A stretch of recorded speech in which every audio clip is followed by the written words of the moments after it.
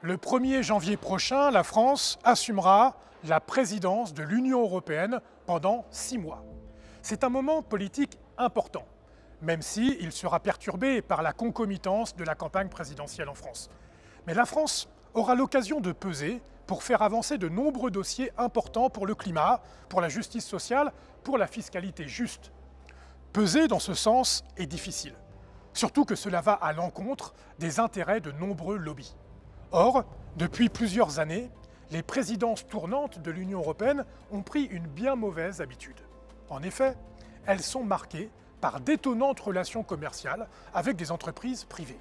Ainsi, de célèbres entreprises de soda ou des constructeurs automobiles ont sponsorisé certaines présidences en fournissant des biens ou des services, profitant ainsi non seulement d'une visibilité accrue, mais également d'un accès privilégié à celles et ceux qui ont dans leurs mains l'avenir de l'Union européenne.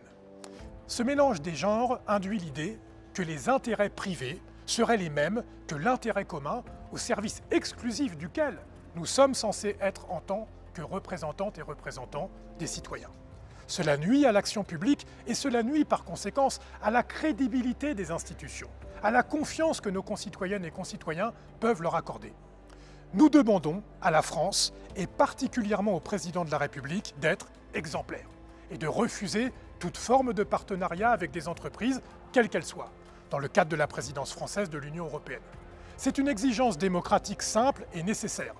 Plusieurs ONG et des députés ont formulé cette demande il y a déjà plusieurs mois. Je l'ai demandé moi-même de vive voix et par courrier au ministre des Affaires européennes, M. Clément Beaune.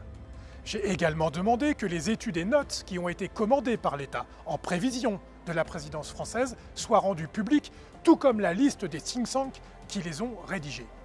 En démocratie, la transparence et l'indépendance de l'action publique n'est pas une option. C'est la condition d'une pratique éthique au service des citoyennes et des citoyens. Vous aussi, vous pouvez le demander en signant la pétition proposée par Foodwatch, l'Observatoire des multinationales, et Corporate Europe Observatory. J'ai signé cette pétition et je vous invite à le faire au lien qui va s'afficher. L'Union européenne n'est pas un encart publicitaire.